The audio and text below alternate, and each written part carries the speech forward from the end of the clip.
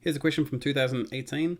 This is part I of question 11. It says, express 2x squared minus 12x plus 11 in the form a brackets x plus b all squared plus c. This is sometimes called completing the square form, where a, b, and c are constants. And this question's worth 3 marks. There's a couple of ways to do it. Here's probably the standard way. I'm going to focus in on these first two terms, so 2x squared minus 12x, and I notice that there's a common factor of 2. So I brought out a common factor of 2, and then the rest of it's in brackets. And so I have an x squared minus 6x. So if you expanded that back out, you'd get the 2x squared, and 2 times minus x will give you minus 12. And the plus 11 I've just moved over to the side. So now looking inside the brackets here, I have x squared minus 6x. And what you need to do is you need to halve the coefficient of x. Half of negative 6 will give you negative 3. And you square that and add it on. Okay, well if I've added something on to this expression, I've changed it. So I actually also need to remove it. I've actually added on 2 copies of this. So I need to remove or subtract 2 copies of negative 3 all squared. At least now everything's balanced. Now why did I even do this? Well, if you do the procedure of going half the coefficient of x and squaring it and putting it inside these brackets like this, then this is equal to x and the minus 3, so x minus 3, all squared. If you write that out as 2 brackets and FOIL it out, you will recover x squared minus 6x plus negative 3 all squared, which is 9. Well, this is great because now we've got it in this perfect square form. We've got a 2 here, we've got the x minus 3 all squared. Okay, let's just work out this bit over here. So I've got 11, so negative 3 squared is going to give you 9. 9 times 2 is 18. 11 take away 18 is negative 7. And that's the end of the question.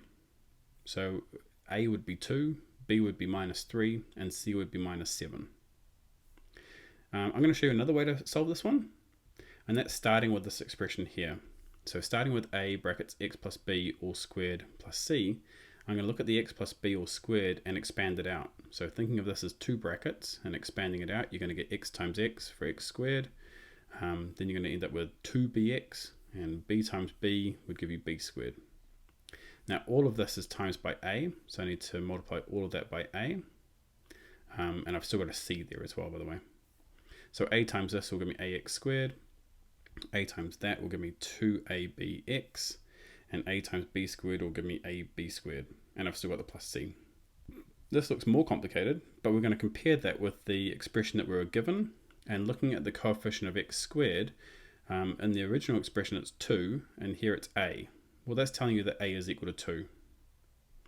And so we've actually already found out one of the letters here, a is equal to 2. And if you know that a is equal to 2, then 2 lots of 2 lots of b will be 4b, and that's the coefficient of x, and that has to equal negative 12. Well, 4b equals negative 12 if b is equal to negative 3. And now we've found 2 of the letters. And looking at the constant term, the term that doesn't involve x, and we know that a is 2 and b is negative 3, that will give us 2 lots of negative 3 squared. Negative 3 squared is 9 times by 2, which is 18. 18 plus what equals 11? Well, c is going to have to equal negative 7. So we found a is 2, b is negative 3, and c is negative 7. Either of those methods will give you the 3 marks. We can think of this as a happy parabola that's been shifted 3 places to the right and dropped down 7. Okay, so if that's what this function is, and we want this function defined for only some values of x, so not all of it, it says state the largest value of the constant k for which f is a one-to-one function. What does that even mean? Well, think about what a parabola looks like, just the standard parabola, y equals x squared. It's a happy parabola, and one thing you should know is that when x equals negative 2, the parabola's value is 4, and when x equals positive 2, the parabola value is 4. So there are 2 values of x that have the same y value. Well, that's not one-to-one, that would be 2-to-1. We want to consider only part of this function so that it is one-to-one. And if you think about a parabola, what that means is you want to have only half the parabola. Now, because we're looking for values of x less than a given number, we're looking for the left-hand half of the parabola. And we said that the parabola was moved across to the right 3 and dropped down 7. So that means we're looking for all the values of x which are less than 3, because that will give me the left hand half of the parabola. So that's the answer. X has got to be less than or equal to 3. So in other words, k is equal to 3. And that will guarantee us a one-to-one function. We only have half the parabola. Here's the last part to this question, 4 marks. It says, for this value of k, so basically we're working with just the left-hand half of the parabola, find the expression for the inverse function and state the domain of the inverse function. Okay, you should remember that to find the inverse function, what we end up doing is swapping the x and y values and then making y the subject. And also the domain for the inverse function is just the range for the original function. So using the result from part I, we have that the function can be written in the complete the square form like this. It's a parabola that's been moved to the right 3 and dropped down -7. It's a happy parabola, and we're only interested in the left-hand half of that parabola. So what's its range? Its range is all the possible y values it can take. Well, it's a happy parabola that's been dropped down to -7, which means it can have any value of y which is greater than or equal to -7. So that's its range, and we'll need that later. To find the inverse, we need to swap x and y and make y the subject. So we need to take this expression and swap the x and the y around. Incidentally, this is why we did the complete the square form, because we couldn't have done it otherwise. So I've swapped the x and the y around, and now I just need to make y the subject. So add 7 to both sides, I get x plus 7, divide both sides by 2, so x plus 7 divided by 2 is equal to this expression, y minus 3 all squared. I now need to square root both sides, and that usually involves plus or minus when you square root. But because I'm interested in the left-hand half of the original parabola, I actually use the negative square root here. So for the left-hand half, use the negative. For the right-hand half, use the positive square root. But we're interested in the left-hand half, so that's the negative square root here. Anyway, that's equal to y minus 3, and then just simply add 3 to both sides.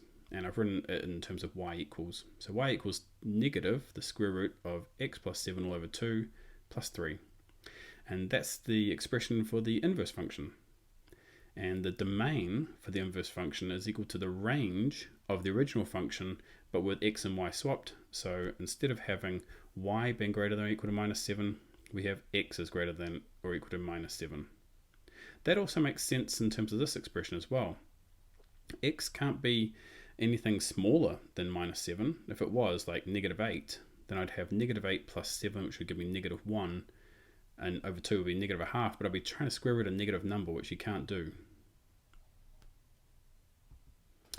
Here's a question from 2019. It's kind of similar. This is for 5 marks. It says the function g is defined by g of x equals x squared minus 6x plus 7, and this is for values of x which is greater than 4. By first completing the square, find an expression for the inverse function and state the domain of the inverse function. Okay, this is worth 5 marks. So let's go ahead and write this in completing the square form. So using my method, I take the 7 and I push it away. I look at the coefficient of x, I halve it, which is -3. I square it, and I add it on, but if I've added it on, I also need to subtract it to remove it. Essentially, I'm like adding 0 in a clever way. Anyway, I've got x squared minus 6x plus -3 all squared. This expression here can be written as x minus 3 all squared. And then looking over here, I'm going to have -3 squared, and 7, which is 9, and 7 minus 9 equals -2. So I've written it in the completed the square form, and we can see that this represents a parabola that has also been shifted 3 places to the right and dropped down 2. So note, the vertex is at 3 and -2. So that's where the vertex is, that's where the sort of turning point is. Now we're told in the problem that x is greater than 4, which is to the right of 3. So that means that we're on the right-hand branch of the parabola, we're on the right-hand half. But we're starting a little bit to the right of the vertex, which means that we're going to be starting a little bit higher up than -2. And in fact, if you put x equals 4 into this expression, you find out that y, or the function g, is equal to -1. So think of it as a parabola, but we're not focusing just at the turning point. We're starting just a little bit to the right, and we're just looking at that right-hand branch of it, but not quite the full half. Okay, we are trying to find the inverse function. So the inverse function is found by swapping x and y and making y the subject. So I've swapped x and y, and now let's add 2 to both sides, square root both sides. I have the positive square root because I'm dealing with the right hand branch of the original function. That's equal to y minus 3, and then add 3 to both sides. So y is equal to square root of x plus 2 plus 3. And that gives me the inverse function. And the domain is equal to the range of the original function, but with x and y swapped. So the range for the original function was all the values of y greater than minus 1. And so that means the domain in this case is all the values of x greater than minus 1. Okay, one more question. This is from 2020. This is part A. It says the function f is defined by f of x equals 2x over 3x minus 1. And this is valid for values of x which are greater than a third. Actually, if you put in x equals a third into here, you run into trouble, don't you?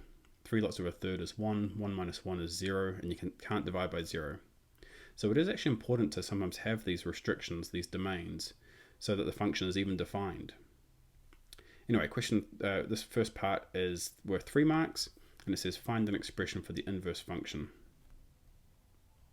So we know what to do. We need to swap the x and the y, and then rearrange to make y the subject. So instead of y equals 2x over 3x minus 1, I've swapped the x and the y around, and I have this now. Multiplying through by the denominator, I get x times the denominator is equal to 2y.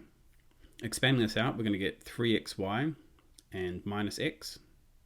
And then I want all the y's on the left-hand side and all the terms not involving y on the right-hand side. So take away 2y and add x to both sides. And now that I have all the y terms together on the left-hand side, I can factorize. So I have 3x minus 2 in brackets times by y. And then dividing both sides by that term inside the brackets, I get that y is equal to x over 3x minus 2. And this will be the expression for the inverse function. Here's part B to that question. It's a 2-mark question. And it says show that 2/3 plus 2 over 3 brackets 3x minus 1 can be expressed as 2x over 3x minus 1, which is our original function. Starting with this expression, it's adding together of fractions, so all I need to do is cross multiply. So 2 times the denominator over here, 2 times the denominator there, plus, and then 2 times the denominator there, so 2 times 3, all over the denominators multiplied together. So 3 times 3, 3x minus 1. Expanding the top, I have 2 times 3, which is 6. 6 times 3x gives you 18x. And 6 times minus 1 gives you minus 6. And 2 times 3 gives you positive 6. And on the bottom, I've got 3 times 3, which is 9. Now on the top, the negative 6 and the 6 cancel, leaving me with just 18x. And 18x divided by 9 will give me 2x. So I'm left with just 2x over 3x minus 1. And that's enough to show that this is equal to that for 2 marks. Question C, it's only a 1-mark question. It says state the range of f. Well, here's my function. It was given by 2x over 3x minus 1. And we just showed in part B that this is the same as 2/3 plus 2 over 3 brackets 3x minus 1. Now, we're told right at the beginning of the problem that x is greater than a third. When x is greater than a third, this whole expression here is going to be positive. Okay, so 3 times a number greater than a third minus 1 will be positive, and then 2 divided by a positive number, this whole extra bit is positive. So no matter what, this thing is going to be greater than 2/3. It's going to be 2/3 plus an extra bit. And so that's telling you that the range of f is going to be any number greater than 2/3. So the range of f is going to be greater than 2/3. And that's the end of the problem.